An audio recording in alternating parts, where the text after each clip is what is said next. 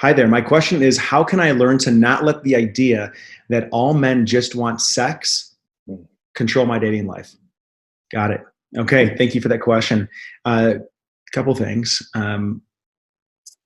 Men do want sex, and some men do just want sex. And you will come across that in your dating life if you are operating, again, under the belief that you think that the only thing you have of value is sex to a man. You're actually diminishing your worth in his eyes. Because if that's how you're operating, then you may feel very insecure and not actually show the best parts of your personality because you're not thinking they're valued by the guy. So that belief that men just want sex is actually incredibly, even though it seems like it's out there as an accusation against men, it's actually an accusation in a knife turned inwards towards your own value, thinking that that's the only thing you really have to offer guys.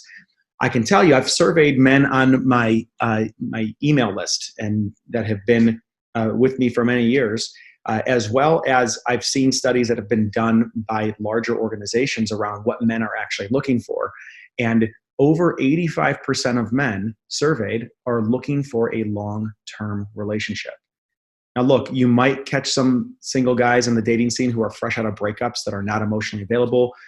You might catch men at a certain stage of development as well that are not quite ready to settle down and have a relationship because they might still be trying to carve out their purpose. So understanding a man's stage of development is crucial. We talk about that in week 3, module 3, where we dive into what is actually going on inside his mind of the Becoming the One program, of how to identify what stage of development the guy is in and whether he is just somebody that is wanting just sex from you rather than actual connection. So the first thing to do is just to loosen up around that belief and realize that if you're wanting a relationship, it is to trust that there are guys out there that want that. In fact, the majority of men out there do actually want a relationship. One of the ways that guys feel comfortable connecting, because men typically operate in a more narrow spectrum of what's acceptable in terms of emotions, is through physical intimacy. That does not mean that you have to give it to them if it's in violation of your values, but just to know that that's kind of what comes with the programming of being a guy, culturally as well as biologically, given just some of the chemical balances in their body and the way that they are raised and perhaps think about, a lot of men, if they haven't done a lot of work, they might still be in a conquest mode, thinking that they need to rack up a number, or they just want sex without having their heart involved. And it's your job to be able to identify those guys and put boundaries up and not take that personally. Not take it personally. Just realize that that is on them. It's not on you. And you don't have to interact with those guys. And the quicker you can stop trying to change and save and connect their heart to their sexuality, the more that you can open up the space for the right guy to come into your life who's already done the work and who's already sharing that same timeline that you're on. Well said, buddy. Just one little coda that I'll add to that. In my experience of, historically connecting with women, dating, the women that were most likely to say men just want me for sex or men just want sex were the same women that were often pushing me to be sexual quickly.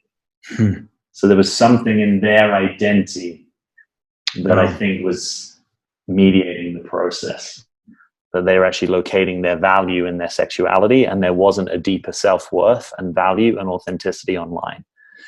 The right guy generally doesn't become the wrong guy because you wait to have sex with him.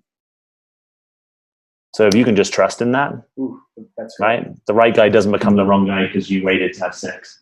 So if you're not ready, if he's your guy, he'll want to be attuned to you. He's not going to push you.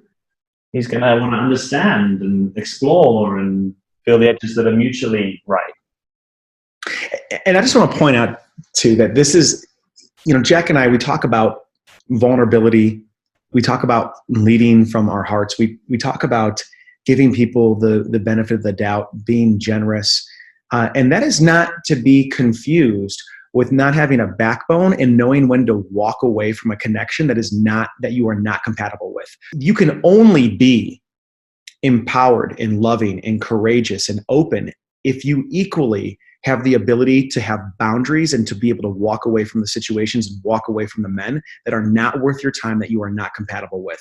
And so just want to couple those two things together, because that's what Jack's talking about here, is adopting the perspective that allows you to say, look, if this is the right guy, then I can show up as my authentic self and draw the boundaries where I need to, and he's going to stick around and respect that. And if he's not, stop trying to change him.